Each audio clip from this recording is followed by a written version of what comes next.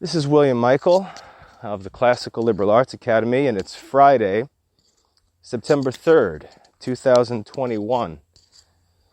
Today, while I'm out on my walk, I'm going to answer a question that was raised by an Academy family.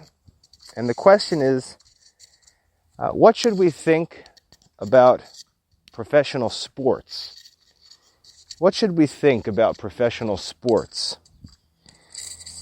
And it's a good question, especially because sports are so central to American culture. It's hard to even imagine American life without some participation in sports at some level. And so it's worth digging into, meditating on, and examining a bit. And so I'd like to take some time to talk about sports in general. Not even necessarily professional sports, but just the topic of sports in general. Some might think that because I work in academics and have such a passionate interest in classical studies and philosophy that I might be naturally averse to sports and just biased in these kinds of discussions. But I'd like to clarify that that's not at all true. I grew up in an athletic community where sports were a central part of our of the life of my own family and all of my friends. I lived in central New Jersey where sports are very greatly supported. I went to a high school that was ranked nationally in a number of different sports.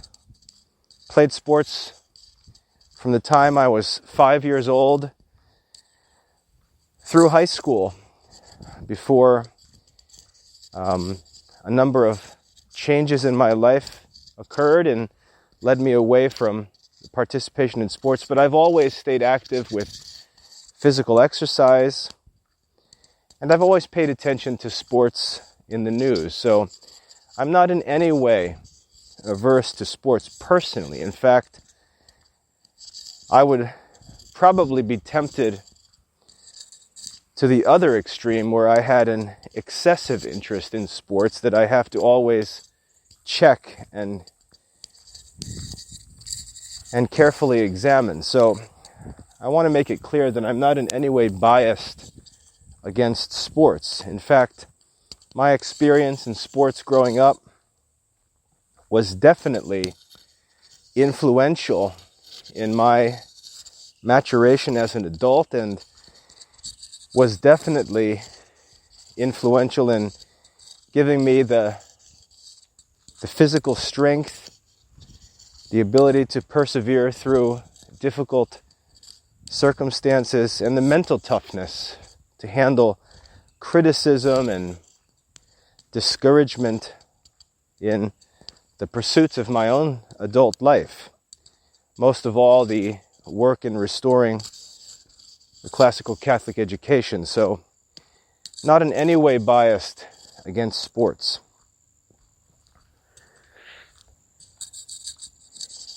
When we think about this question, though, we think about this issue of sports.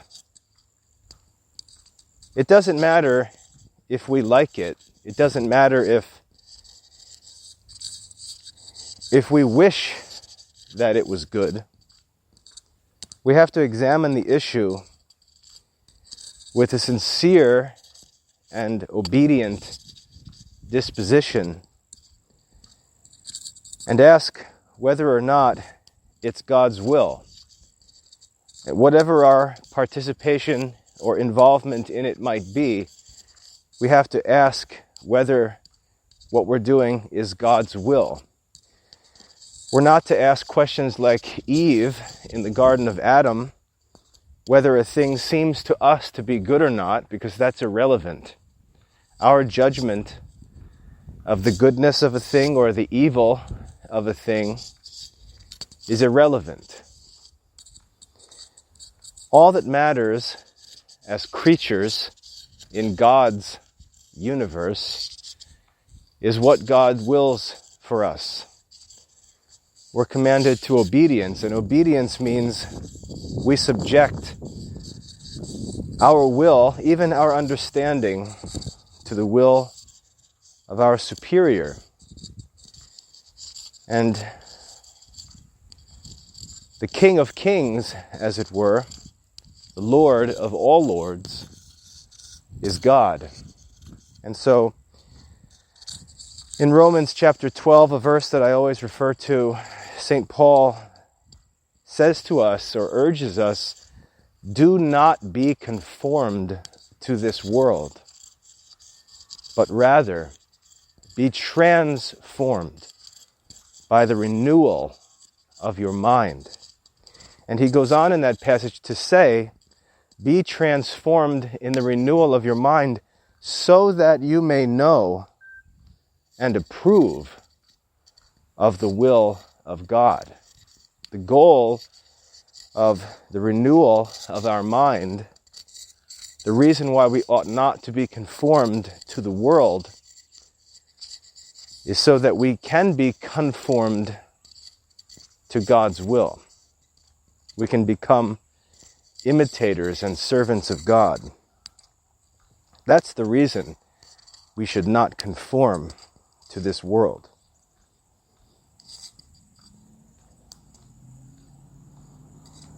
So it doesn't matter what seems good to us. It doesn't matter what people around us are doing.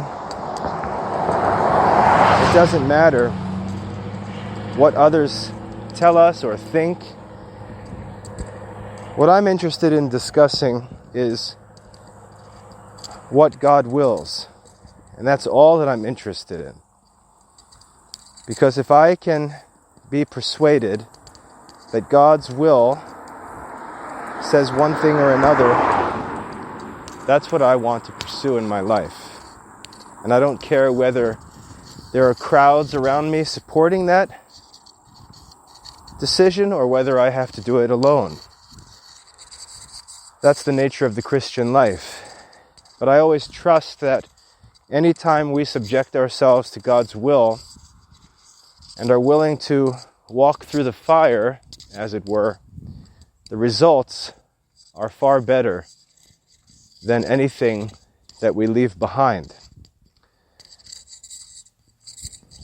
Now, my thoughts about sports begin experientially. And I find that in these discussions,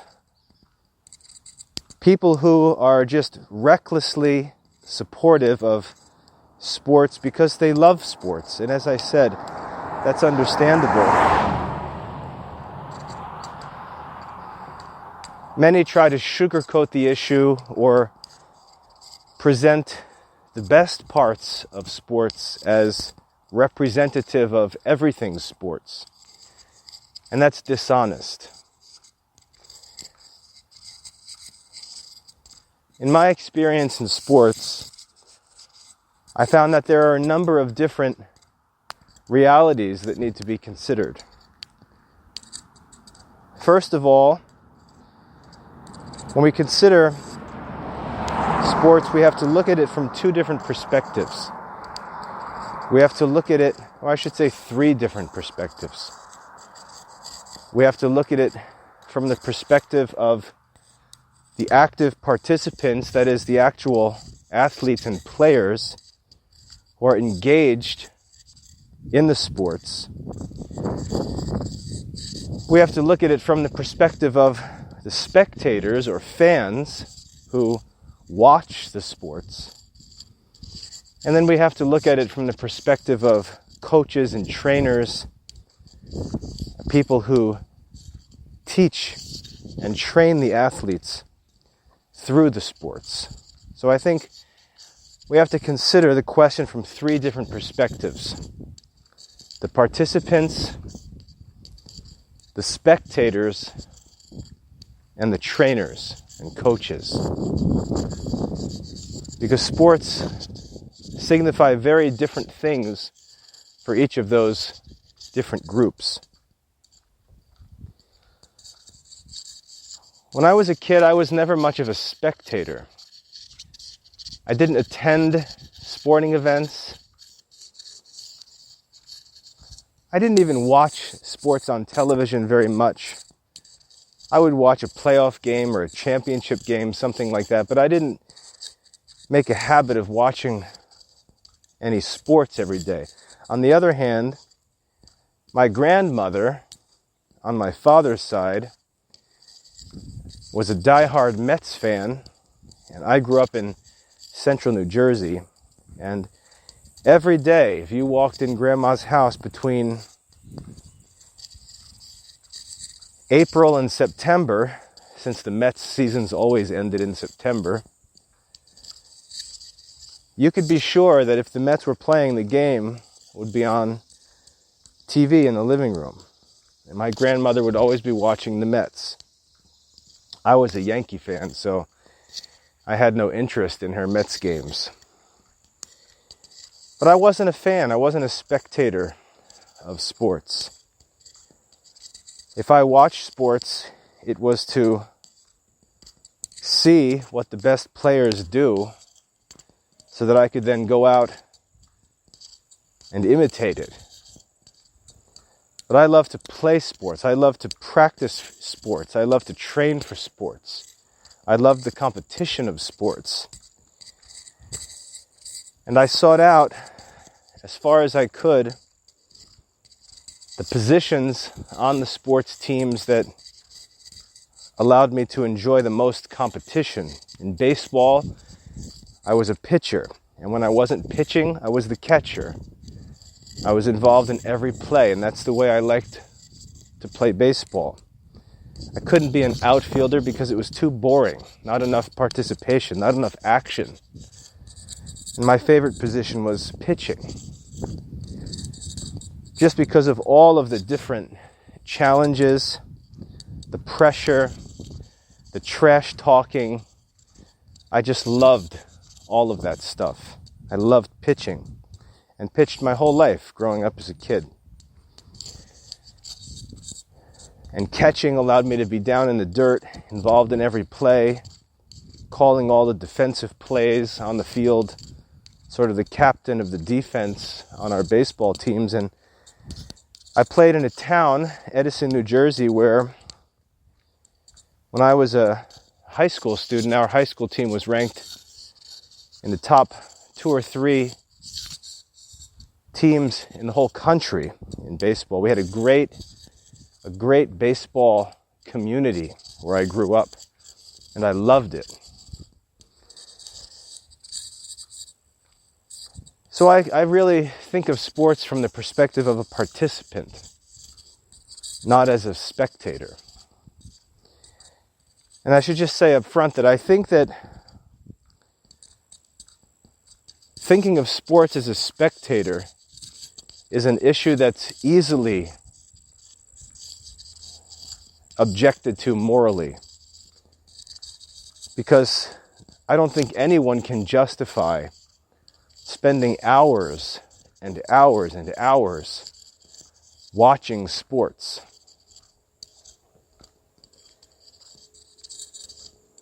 In fact, when I was in college, I used to think to myself, if I watch this 3-hour football game, what will I be better for having done so when it's over? But if I use this time to go study or do something else, even exercise, at the end of these 3 hours, I'll have something to gain. But watching this game on television offers me nothing when the game is over. So I was never interested in spectating, watching sports, getting wrapped up as a fan. That was never of interest to me. And I don't think that can ever be justified. That really is the life that the Romans referred to as bread and circuses. Sort of indulgent, idle life of the masses, just living with some pursuit of curiosity and entertainment that distracts them from the duties of real life. I don't believe anyone should be a spectator of any sports. As far as participation goes, there's just layers and layers of questions to consider. For example,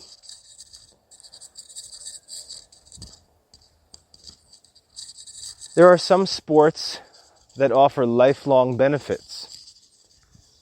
There are other sports that offer short-term benefits. There are some sports that really have no application outside of our school years. There are some sports that can be a part of our culture even in old age.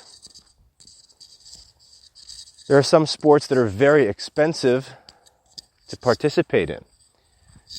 There are some sports that require a great deal of skill and training and study to participate in, and they have to be pursued at the expense of many other pursuits. There are some sports that are dangerous physically. And so there's lots of different questions to consider as far as participating in sports is concerned.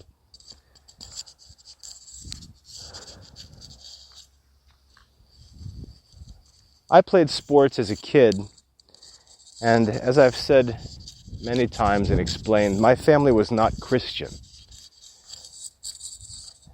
I played sports with a mindset that was not concerned with God's will. And many of the things that I loved about sports, many of the motivations I had to play sports, disappeared when I became a Christian.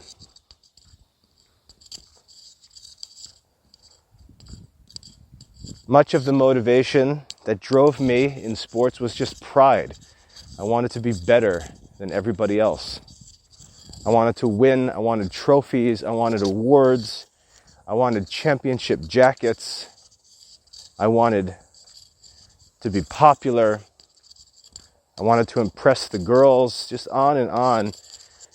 It was just a just a selfish pursuit fueled by pride.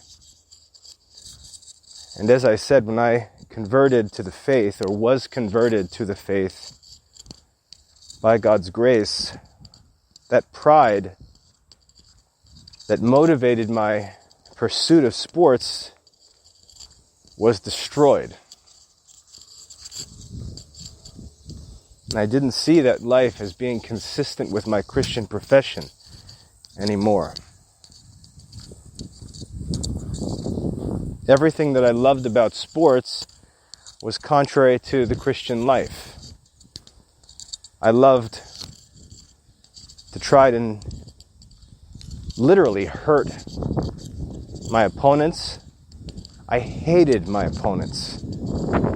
If I saw a player from an opposing team, I'd want to physically fight them. I hated my opponents. I'd rejoice at their injuries. I wanted them to suffer. And I was really motivated by a hatred, because I saw them as standing between me and my goals. And because they were in the way, they were the obstacles in my path, I hated them. And again, I was motivated by pride. I was motivated by hatred. I was motivated by anger.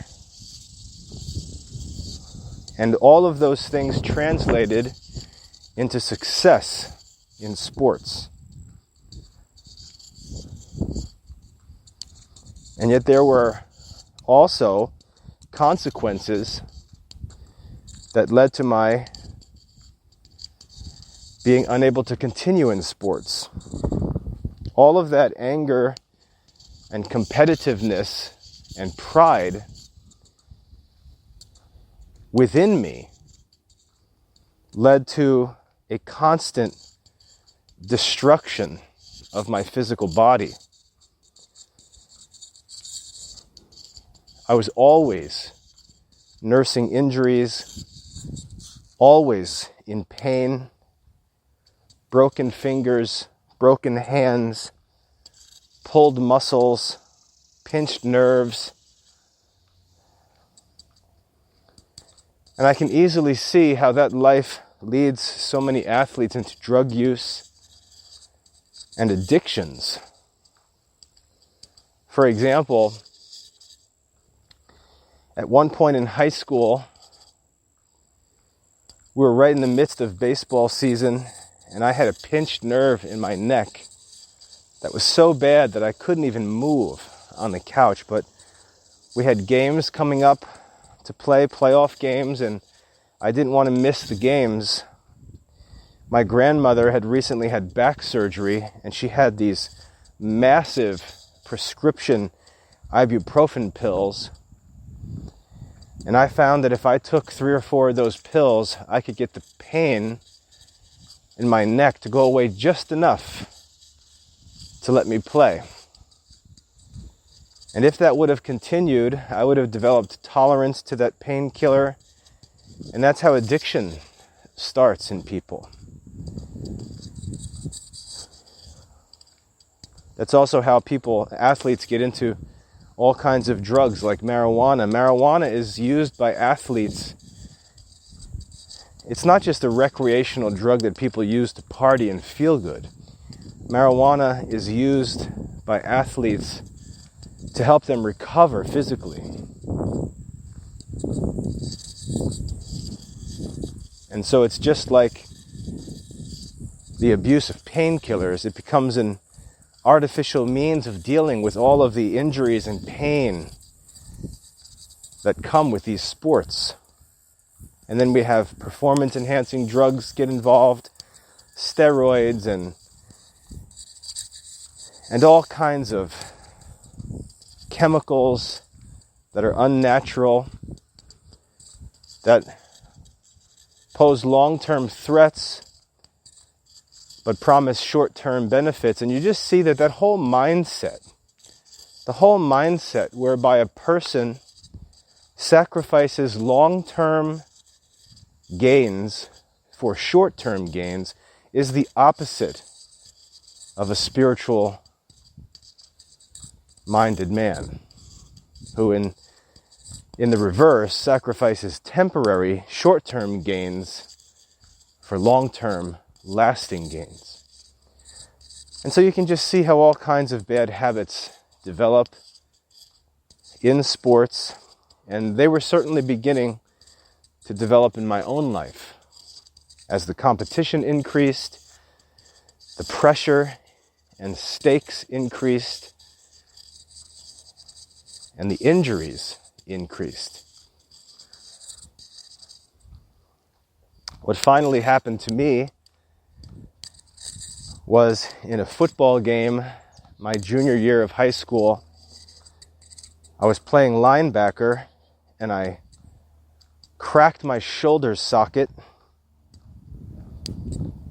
I actually wasn't playing on the high school team at the time because our baseball team, as I said, was so competitive that I had to devote myself to full-time baseball training and practice, playing in fall camps and things like that.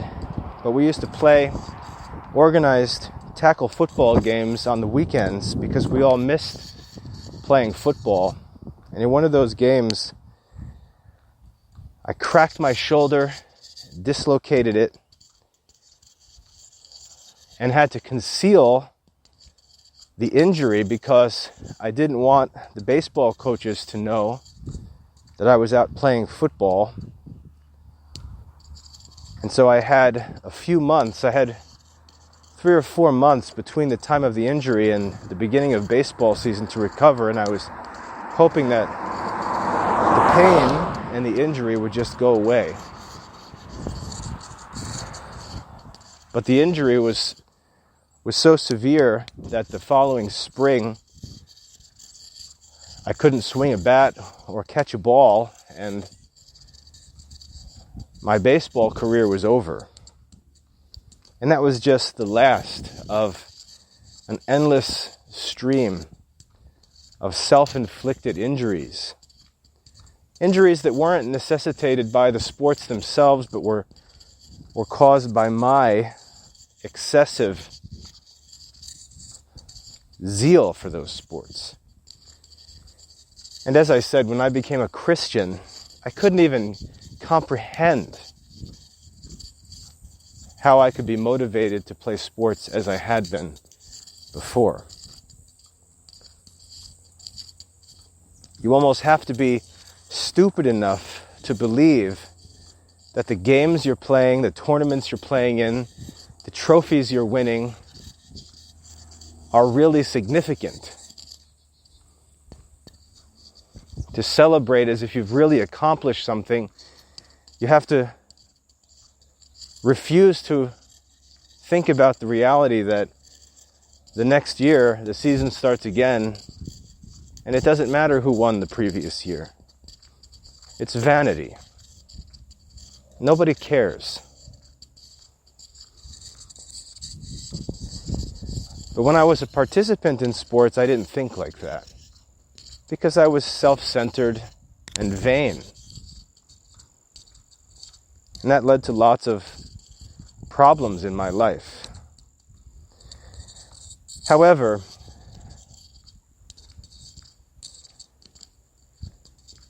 inasmuch as my vices led to abuses in sports, which had negative effects, I can't deny that in my circumstances as an unbeliever living in the world, sports provided me with many important lessons and experiences that helped me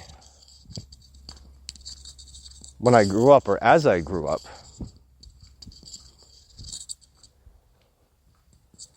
I had coaches who were, not many, but I had a couple coaches who were good examples, who were good men.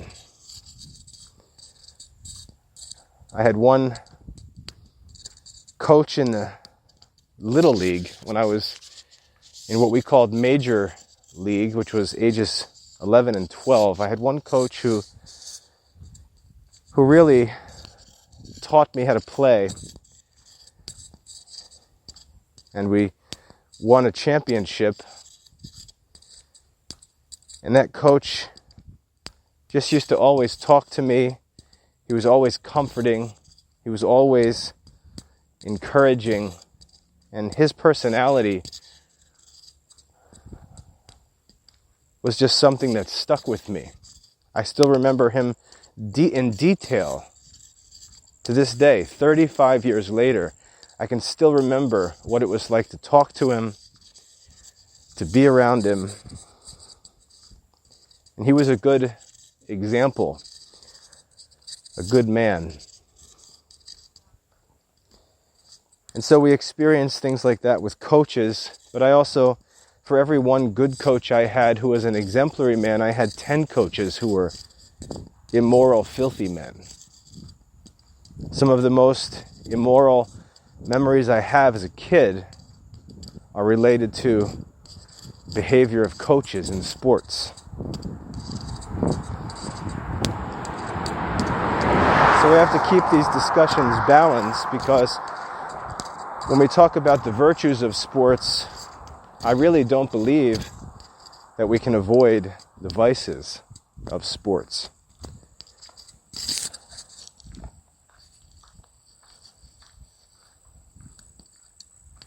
The most important lessons, though, that I gained from sports were all internal. They were personal and private. And that has to do with the fact that most of my childhood was spent playing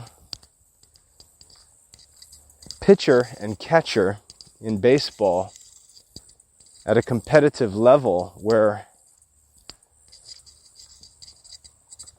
you enter into a big game, a championship game, or a competitive playoff game as a pitcher, and you have a unique experience. The game begins. There's lots of people at the game. You have announcers at the game. There could be members of the press at the game. And you get handed the ball as the pitcher, and you go walk out onto the field and walk up onto the pitcher's mound. And there's no player on the field that controls the game like the pitcher does. And you can think of how exciting that is when there's success. But you have to consider also how stressful and upsetting it is when there's failure. And being the pitcher, or usually the number one pitcher on the teams I played on, I had to pitch in the biggest games, the most competitive games against the best players. And I had to learn a lot of personal discipline in learning how to handle all the challenges, as childish as they were and artificial. In my world at the time, they didn't feel childish or artificial. And I had to learn a lot of important moral lessons. I'll give you a few examples. First of all, I had to learn to ignore the noise. I had to ignore the other team, their chants, their taunts. I had to ignore the fans. I had to learn to think about a mission, to focus on a task, to concentrate one pitch at a time. One pitch at a time. To stay calm in stressful situations, to avoid getting flustered. My dad used to say, you can't have rabbit ears. And my grandfather used to teach me about being able to play and not care about any of the noise from the fans or the opposing players, but just to focus on my job, one pitch at a time. And when you do that for thousands and thousands and thousands of pitches over years and years, it becomes a very valuable discipline to be able to focus one pitch at a time, ignore all the talk, just do your job. And to this day, I think that those lessons that I learned alone on a pitcher's mound have allowed me to have a lot of the success that I've had. And I continue to think and work like that. Anyone who knows me will admit that I don't care about outside criticism. I don't care what the crowd says. I don't care what my opponents say. I just stay focused on the work and focus on one pitch at a time. I can't imagine living with any other mindset. Another important lesson from pitching was the need for patience. It's easy to go out on a pitcher's mound and just throw as hard as you can. And you can boast about how fast you can throw, what the radar gun says. You can try to impress people by blowing fastballs past them. on and on. But the game is 7 or 9 innings long. And you've got to make it the whole distance. So you've got to learn to play more intelligently. You can't waste pitches. You can't overthrow. You have to learn to pace yourself, to be patient, and to win the game over 9 innings, not 1 at bat. So that's an important moral lesson that I had to learn. When I went out to pitch, I understood that I was the best pitcher on the team, and my team needed me to last the whole game. Not just have a couple of good innings and then tire out. And so I had to learn to play hard, but not too hard. And that concept, again, when that concept is understood and practiced for hundreds and hundreds of games, it becomes part of your character and personality. And even to talk about it, it's hard to explain.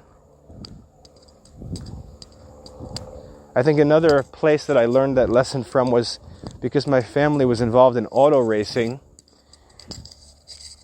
We had oval track races where the race might be 100, 200, 500 laps. And so being the fastest car was only one consideration.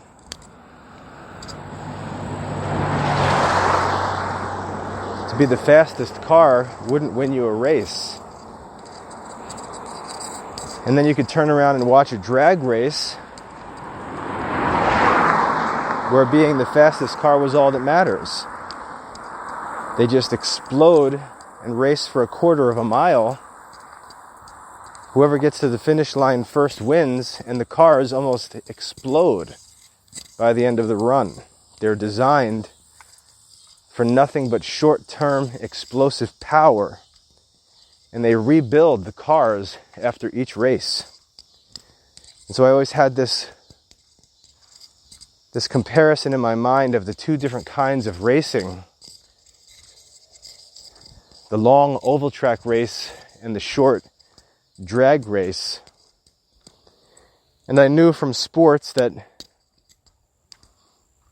there was always a balance that was necessary. And then that lesson, that concept became useful in my adult life. So you can see that there are a lot of moral lessons to be learned as a participant in sports. And they're learned by instruction, but more by experience and repetition. And I won't deny that those lessons are available, but I would raise an objection.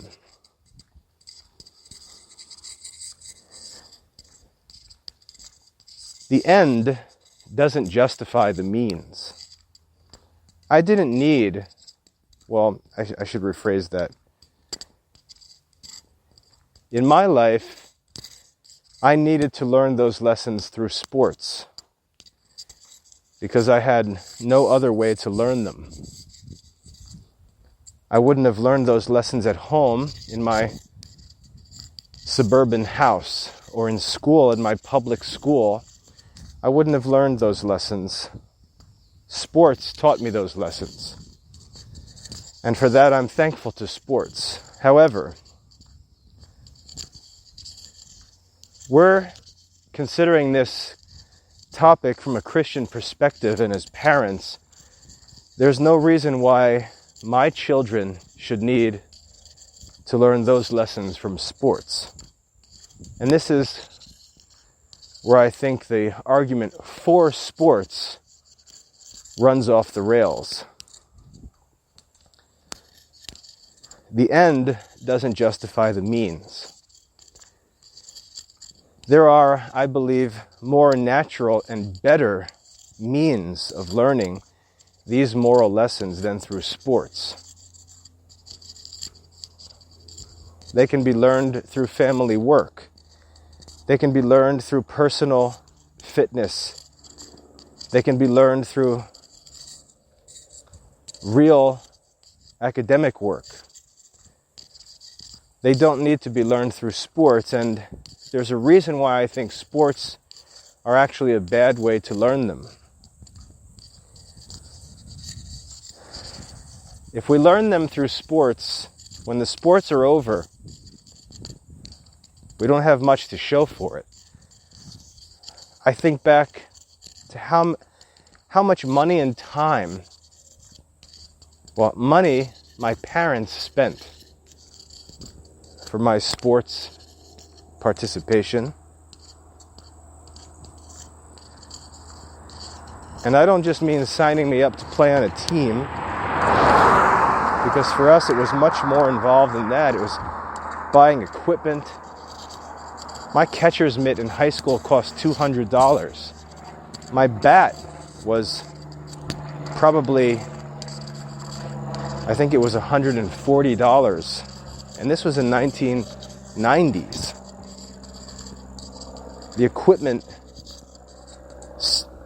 needed for the sports was expensive. And add to that the time spent driving me around to practices and games, and the cost of camps, hundreds and hundreds and hundreds of dollars for sports camps. And then doctor bills, hospital visits because of the injuries. It's an incredible investment that's made in sports. And these things are not talked about.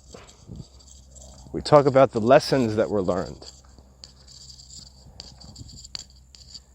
But if we would talk more about the costs, I think we'd find that this discussion takes a downturn very quickly. I also want to say another thing about participation, because on every team in sports, there are a handful of skilled, interested, competitive players. And then there are a bunch of kids who are just there because their parents signed them up. And I don't think those kids gain any benefit from sports. On a baseball team, for example, you'd have a pitcher who was usually a top athlete. You'd have a good shortstop usually, a good center fielder.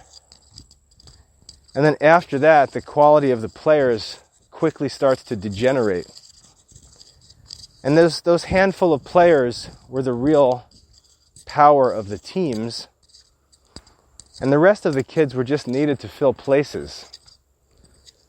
You know, the worst kid on the team gets stuck out in right field. Second baseman doesn't need to have a good arm. First baseman just needs to be able to catch. Third baseman just has to watch the line, because the shortstop, if he's good, can have enough range to cover most of that side of the field. The center fielder can cover almost the whole outfield if he's fast. And that's how most baseball teams work when kids are growing up.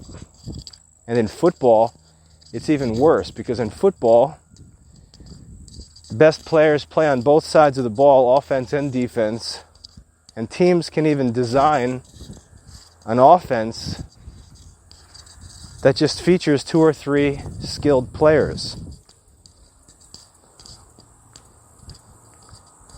When you watch an NFL game on television, you have a whole roster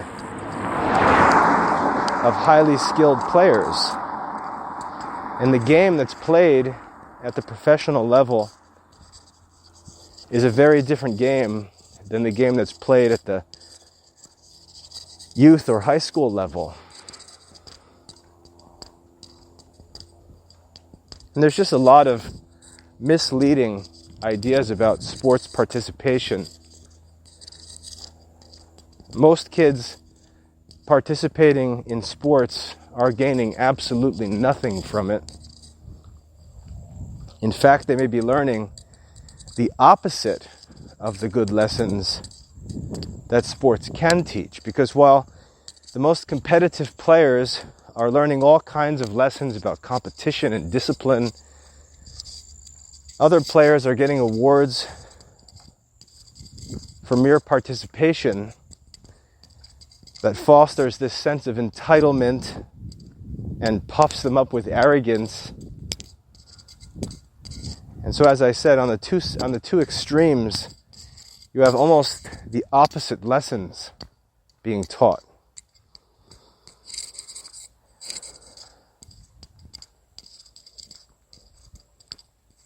So this praise of moral lessons in sports is often biased by people who are just trying to defend sports and willing to exaggerate to do so. The costs of sports, not just financially, but costs of time, physical costs of injuries, potential bad habits that grow from those injuries. These are real considerations that need to be talked about whenever someone tries to praise sports as some kind of source of moral instruction. And again, as I said, if there is some positive moral lesson to be gained from sports, we still have to ask the question whether sports is the best means for learning those lessons. And I don't think that it is. But at the same time, I believe that for many kids, sports is their only chance. Think of how many kids are growing up in America with no father. The only father figure that they have in their life is a sports coach. And again, it shouldn't be that way. But for many kids, that's the reality. And while I had a father, he wasn't necessarily a good moral influence.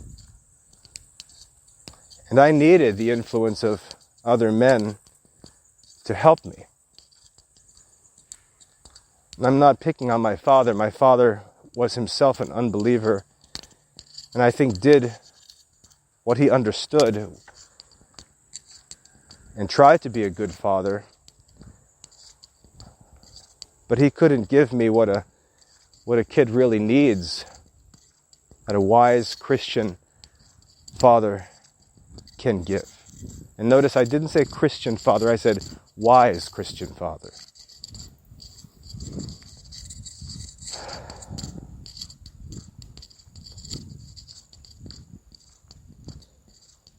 Now, we get into even less and less impressive issues as we go further in sports. Once we get past youth level, high school level,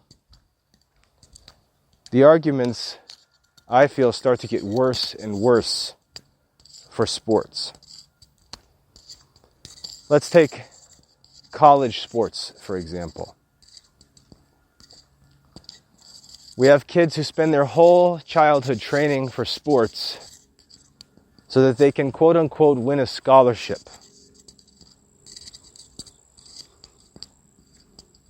And we just all play dumb and assume that this is a good thing. But let me tell you what I've seen as one who's worked in preparatory schools through the years. What happens is this sports for college message becomes an excuse to just focus on sports.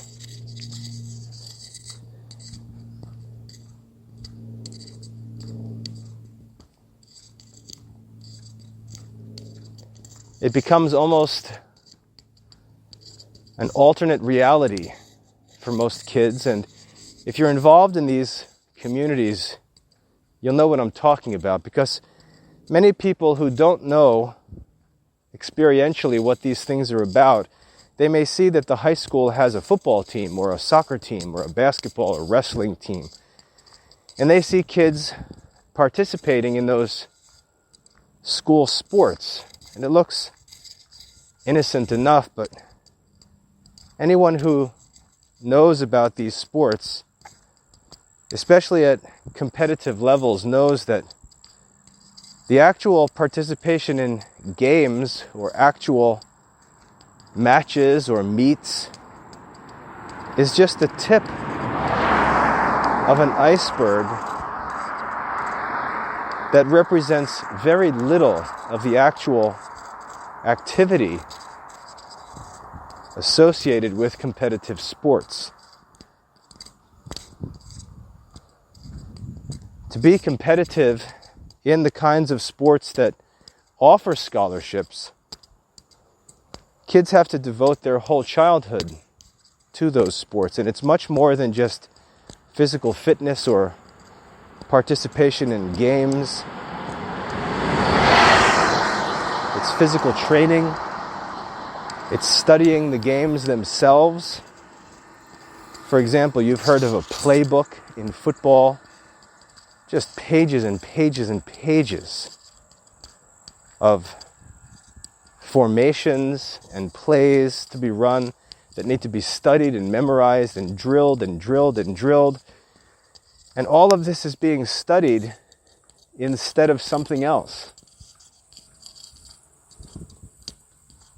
Even in baseball, at least at my school, we had a pretty complex set of defensive plays and offensive calls and situations and signs, and it was pretty complicated.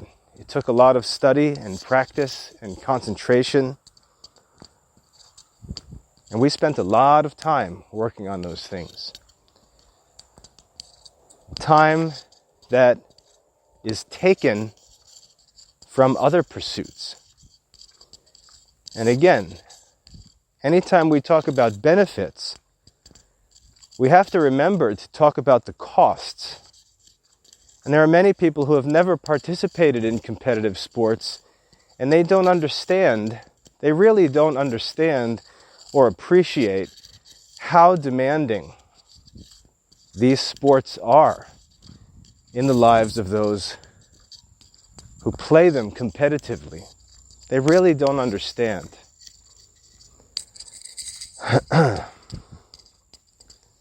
There are great costs paid for these benefits. And when we talk about sports as a means of earning college scholarships, it's all very misleading, because here's what happens. You can turn on your television next Saturday morning and see some of the biggest colleges and universities playing in sold-out football stadiums and say, wow, these games are impressive. And you can see 50 or 60 guys on each team, many of whom have scholarships to these great universities. Not all of them have scholarships, but most of them do. Most of those guys playing on the field are scholarship football players. And they were the best players on their high school teams. They were all state players who earned scholarships from these large American universities. But behind them stands a whole crowd of kids who spent their high school years studying and practicing and playing football, who didn't get a scholarship to one of those big universities.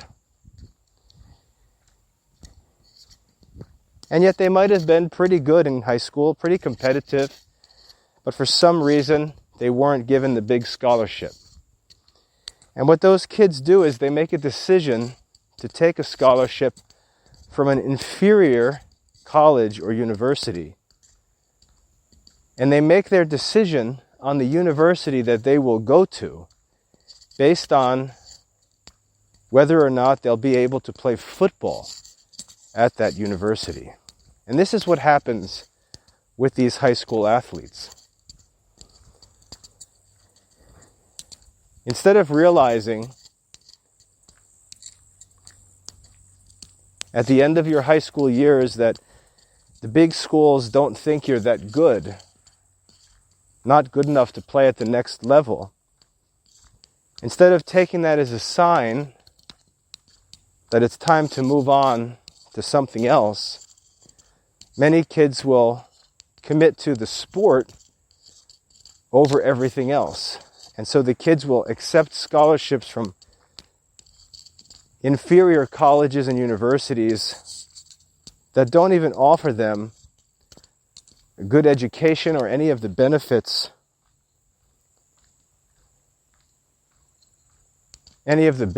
of the universities.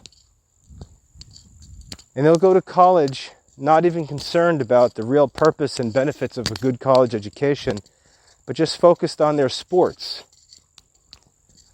boasting about their scholarships. And these kids get everything backwards. And the schools, the high schools, love it because they love to boast about how much money their graduates earn in scholarships as a marketing tool. And so they love it when a kid who plays sports and doesn't get a scholarship to a top university takes a scholarship to some private college and can boast about a $50,000 scholarship. The $50,000 is taken out of its context without any consideration for the long-term good of the kid and is used to puff up the marketing of the school. And I think that's evil. I think that's taking advantage of these kids and making them think they're accomplishing something when they're actually making a bad decision. Kids should choose the best university that they can get admitted to and then find ways to pay for that, not just for that degree, but for all of the benefits that that university offers them. And there are many, many ways to pay for college. And so this sports for college argument, I personally think, is a bunch of nonsense for most of the kids. And for all of the kids who spend their childhood playing sports and practicing sports and training in sports and studying sports, many, many of them end up with no scholarship of any kind. And it's just a great waste.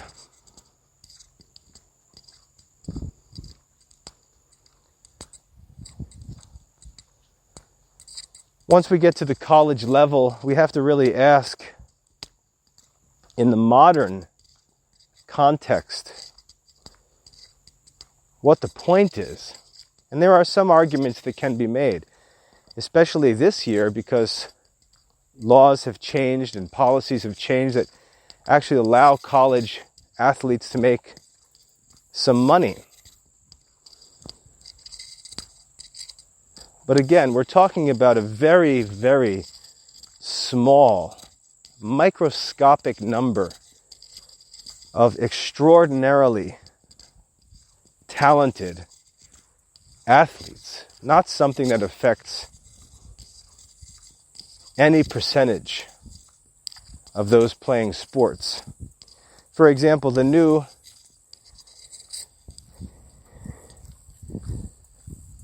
money-making policies in college sports allow a player to earn money when his name or image or likeness is used by any business for advertising or anything like that. The business can contract with a college player and pay him for the use of his name or autograph or uniform or whatever. And that's great for the star quarterback, but the right guard's not going to get any money from this. And so it's not going to affect many of the players. We already know who the players are that are going to benefit from this, but it won't be many of them. And it certainly won't be any but the most popular teams. And then it gets even more ridiculous when we talk about pro sports, because the number of players that even have an opportunity to play professionally is so microscopic that by the time we consider those players who do, and we consider the massive system of youth sports, high school sports, college sports, recreational sports, private sports camps and leagues, and think of how much of that activity is justified by this foolish talk about pro sports, it can be seen to be just a complete waste of time.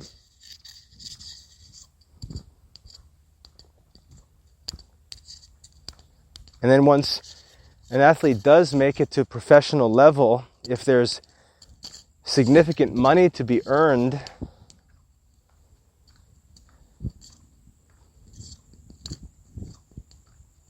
again, it's to be earned by very few, and it's to come at great cost. And then, what are we pursuing? We're pursuing a life that's driven just by a desire for financial gain. What happened to all the moral lessons of the sports? Look at professional football. The players dedicate the Lord's Day to entertaining stadiums filled with drunken, foul-mouthed fans, most of whom probably didn't go to church, and have replaced the worship of God, which is commanded on the Lord's Day, with this sporting event. And these players, though they talk about being Christians and they talk about their faith and all these things, they're the objects of this disobedience on the Lord's Day. Where do all these moral lessons go? They're all subjected to money making.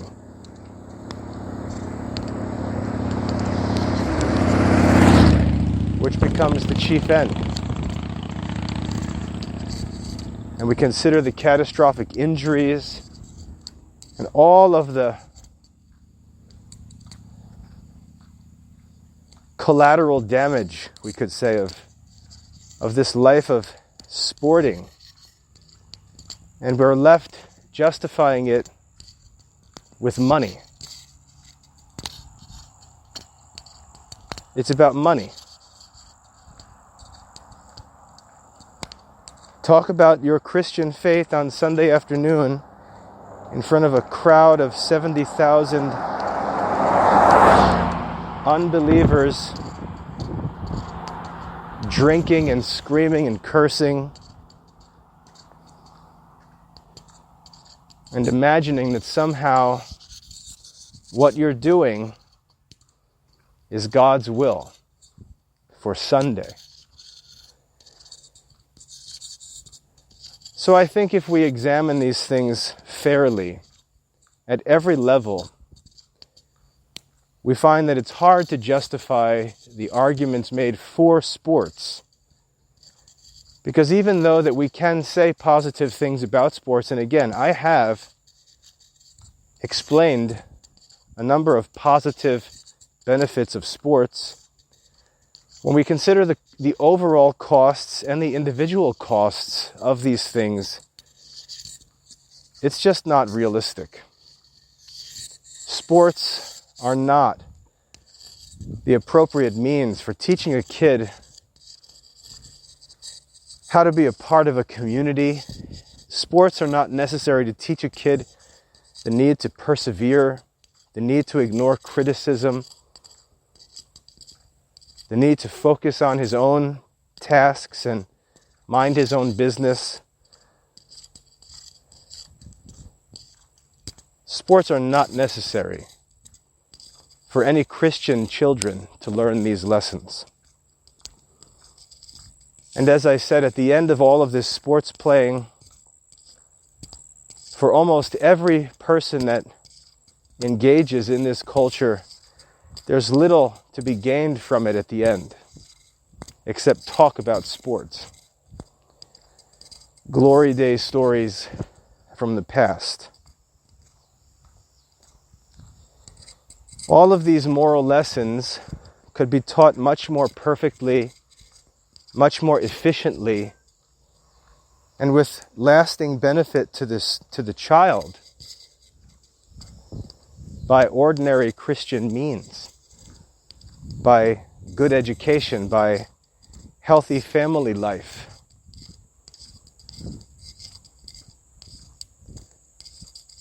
By active church participation. All of the lessons of sports can be learned in and through the ordinary course of responsibilities within the Christian life. We don't need this counterfeit fantasy world built next to the Christian life and pretend that it's necessary. The fact that it is necessary is a sign that something's wrong with the ordinary means for these things. And that should be what we concern ourselves with. Why do our kids need to learn from coaches when they have fathers? Why do kids need to learn how to be teammates in an artificial sports league when they're born into a community in their own family? Why do kids need to learn self-discipline and perseverance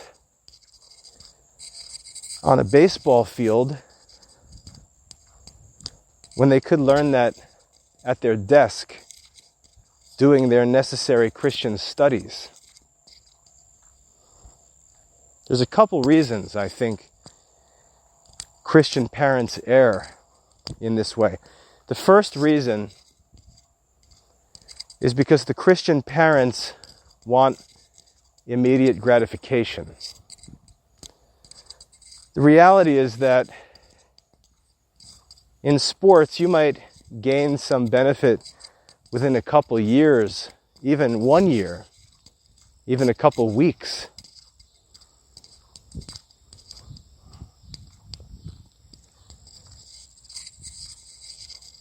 And there's this desire to, quote unquote, form the character of children through a sports camp or through participation in some activity.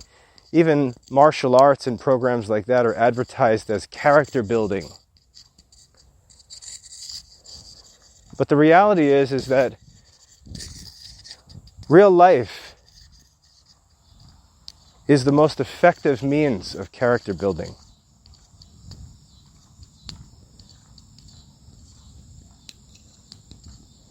Real life is the most effective means of character building. But it requires patience because the results don't come in a week or a month or a summer or even a couple of years. The results don't come when the kids are 10 years old. Results which don't last anyway.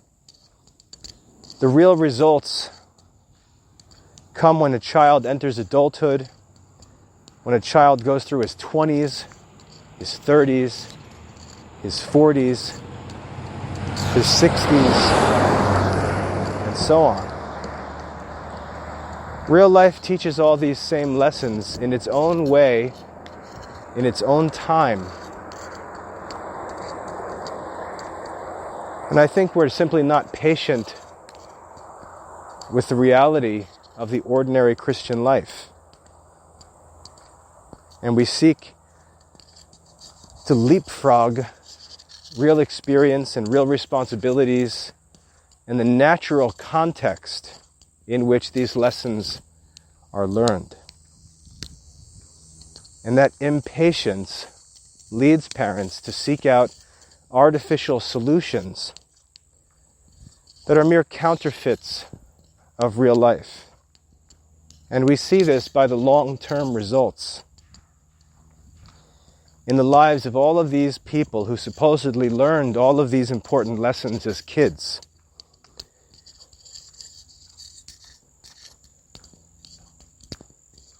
If we read sacred scripture from beginning to end, we find no recommendation for sports. Not one.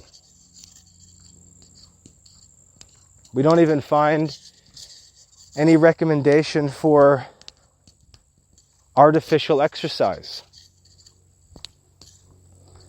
We don't see in the sacred scripture any recommendations or examples of men who were careful to get 30 minutes or more of rigorous cardiovascular exercise a day. We don't see anything like that taught anywhere in scripture. We don't see any of the patriarchs or prophets or saints spoken of as athletes or fitness experts. We don't see much talk about diet, about nutrition.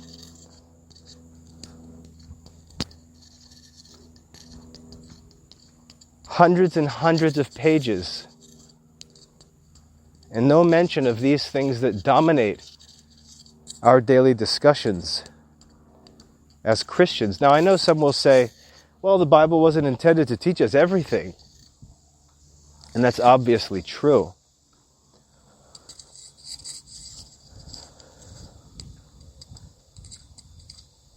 But what I'm saying is that if I talk to a Christian man in the 21st century,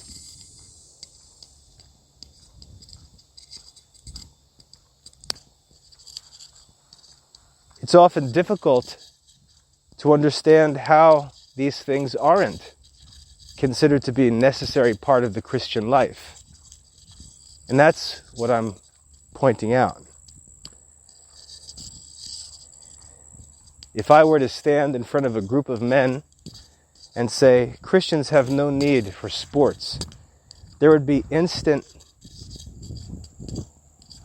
objections, as if Christians do need sports. Or they'd say the usual, God doesn't say it's sinful, therefore we're free to do what we want. That's an irrational argument, because if God lists 100 things that we're supposed to do and doesn't say that we're not allowed to play basketball, and then a man goes and signs up to play basketball and you say, hey, Christians shouldn't be playing basketball, and he says, well, God never said don't play basketball. Well, that's true, but God has said to do all these things. Are you doing all these things before you add to your life playing basketball? That's the question. Because as I said, anytime we do something, we do it instead of something else. And the real question is not, what are you doing? The real question is, what are you doing this instead of? That's the real question. So for example, how many men who watch a baseball game in the evening have had evening prayer with their kids? Or say night prayer with the kids, or say the rosary? How many people who get up and exercise first thing in the morning, read scripture or say morning prayer. That's always been a dilemma of mine. I always hear about business owners and managers, CEOs who get up at 4 o'clock in the morning and exercise at 5 a.m. But what I don't hear is the business leaders who get up and study scripture and pray or go to mass first thing in the morning.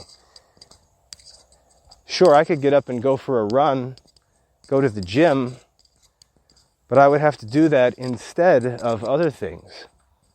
And those other things I consider to be more necessary.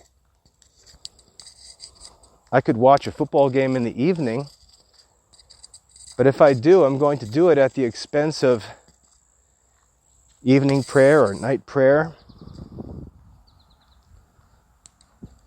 And I know people will say, well, you could do both. Okay, well, go ahead, do both. Show us how you do both.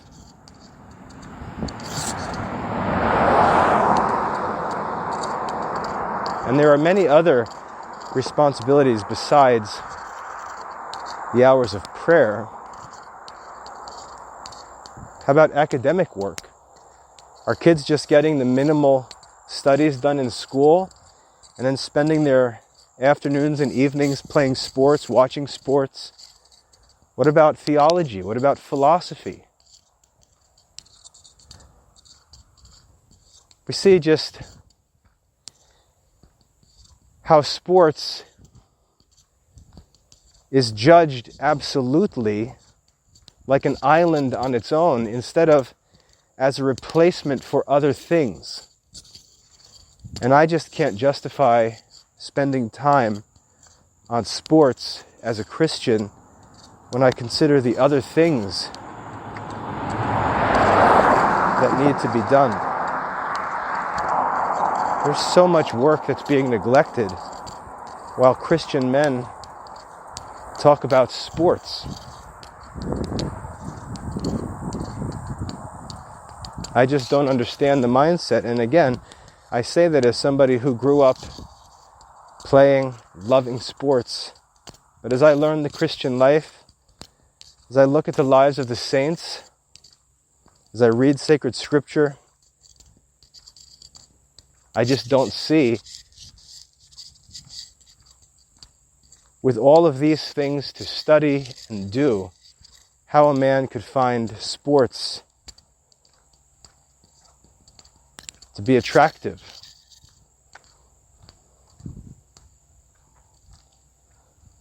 The same thing is true today with men playing video games. Again, I just don't think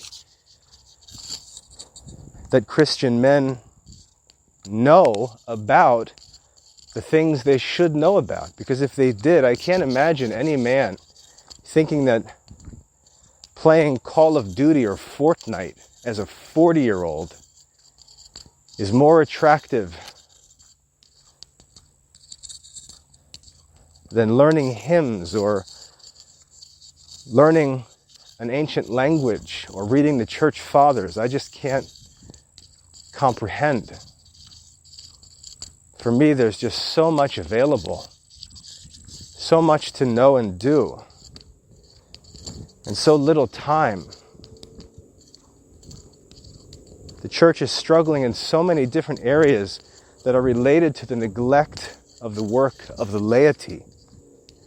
And yet we're making defenses for sports and recreation when there are so many needs.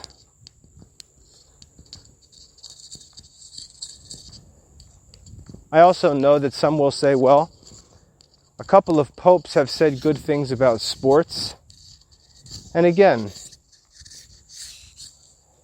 I would simply ask you to look at the context. What are you going to say? Pope John Paul II spoke highly of sports? Okay. He participated in sports growing up? Okay, what sports? What sports did he participate in? How many hours a week did he participate in sports? He's also a man who chose religious life. He's also a man who devoted his whole life to study.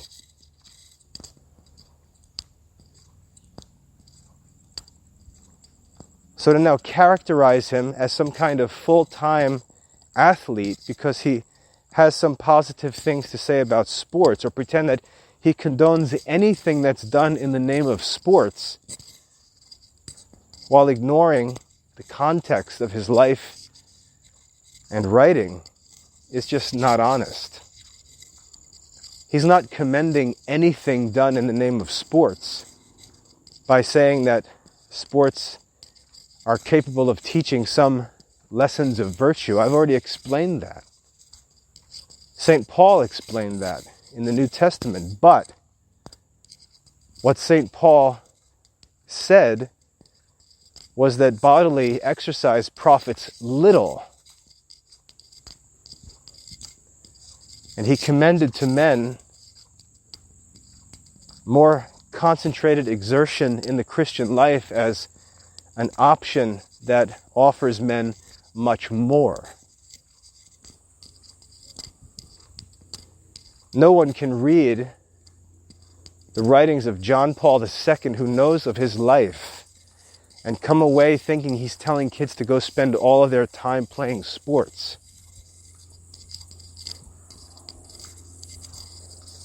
No one can read St. Paul, who died as a martyr, as a missionary, and think that when he spoke of the virtuous lessons of athletics, that he was urging people to become athletes rather than join him in the Christian life. These arguments are just silly. Sports and athletics are used by these men for the sake of illustration, to draw men to something greater, in the same way that we say that St. Peter was a fisherman, and Christ said to him, "You will be a fisher of men." His fishing was used as an analogy to present him with a more noble end in his life. And that's how holy men speak of sports, by way of analogy. What you learn in sports can help you in the Christian life, but the question is, when do we see that? If you just continue playing sports, talking about how these sports help you to live the Christian life, it becomes clearer and clearer that you never transition from the shadow to the reality, from the sign to the reality, from the illustration to the reality. Imagine Jesus telling Peter, "You shall become a fisher of men," and Peter turning around and running out to his boat saying that this is so cool because Jesus has sanctified fishing by saying that the work of the ministry is like fishing. That's obviously not the intention of that analogy. The intention is for a man to be an evangelist, not a fisherman. And then lastly, the third group that I mentioned at the beginning of this talk was the trainers and coaches and all of those involved in sports. They often say that, "Oh, I like to coach," and I have said this in the past. I was a basketball coach, a high school basketball coach, and I was also a baseball coach, and I've said, I can teach many moral lessons to kids through our practices, our games together, our relationships, and so on. But the reality is, I don't need those sports to do any of those things. None of those lessons depend on those sports. And so that argument really can't stand, because If you want to teach kids moral lessons, first of all, you can start as a parent. Second of all, you can do so in the normal context of the Christian life. We don't need to invent sports leagues to teach kids simple moral lessons about personal discipline, unselfishness, and so on.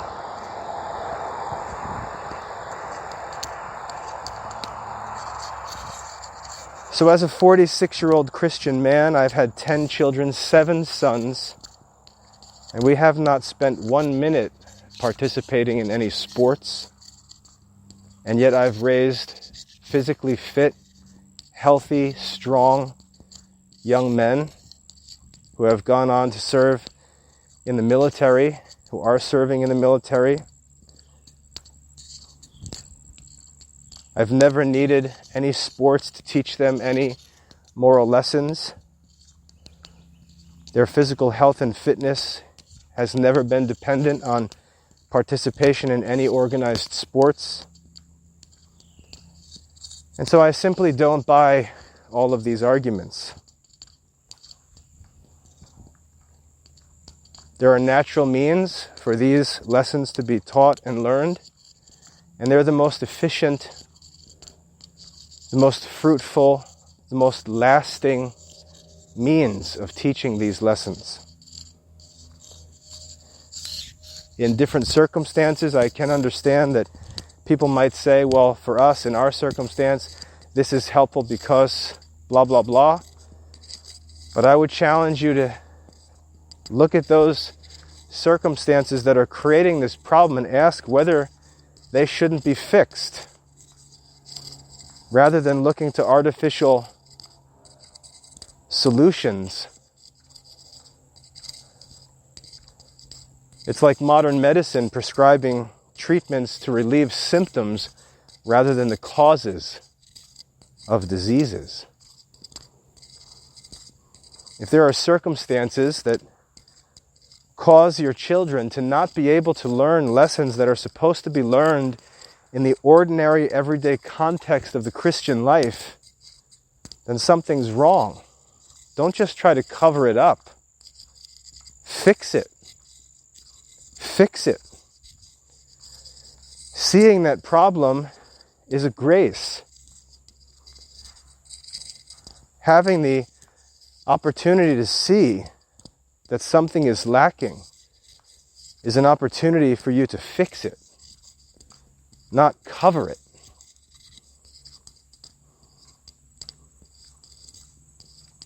And so, rather than running into all kinds of artificial solutions for problems, the better thing to do is likely to determine what the cause of the problem is and fix it. For example, we could say, well, my husband's always away because he's busy working. He's got to travel. He's got to do this and this and this and this and this and this. And he's doing all of this for money or for a certain quality of life. But there's a cost for all that. And at some point we have to ask ourselves, is this cost really worth the benefit? Or is this cost actually a symptom that something is wrong and it needs to be fixed?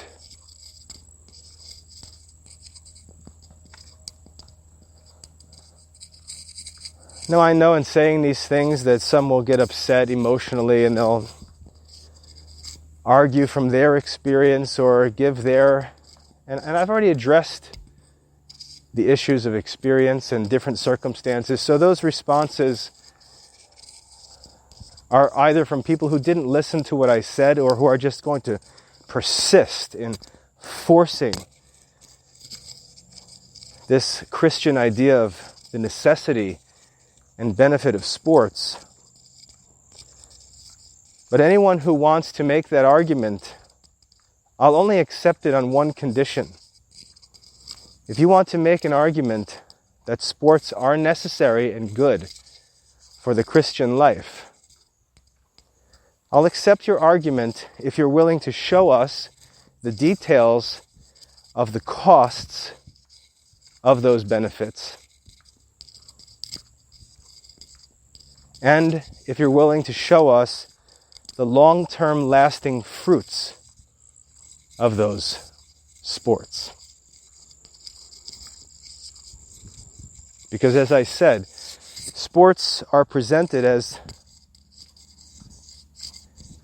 they're presented in this unrealistic, rosy-colored world of benefits, and all of the costs, the time, the money, the energy, the distraction from other activities, all of these things are ignored and not factored in.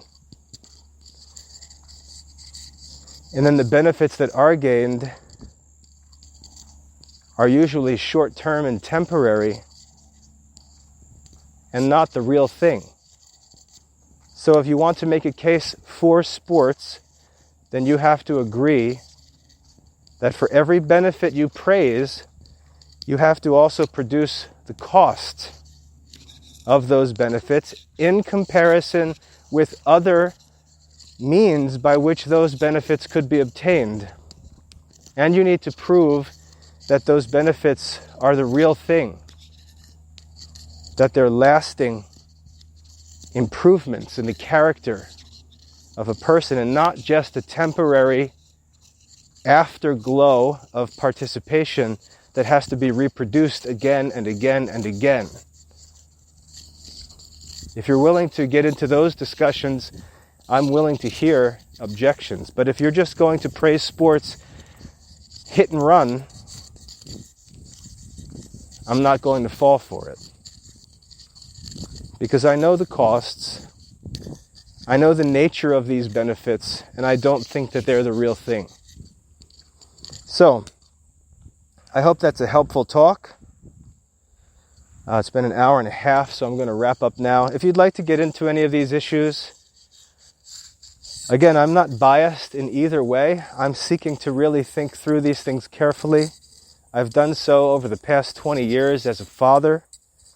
I've done so as one who could easily have raised my kids to succeed in sports, and I could have taught all my kids to be great athletes. I could have coached all their sports teams. But I didn't believe that that was what was best. I taught them other things instead that I think were better. And my kids have always been healthy, fit, strong, active. And so any arguments that, if you don't play sports, you become weak, and that's not true. That's not true. I've taught my kids to exercise personally, lift weights, run, train, work, and have raised strong, coordinated, healthy kids. So that the sports argument that if you don't play sports, you'll be weak is false, demonstrably false.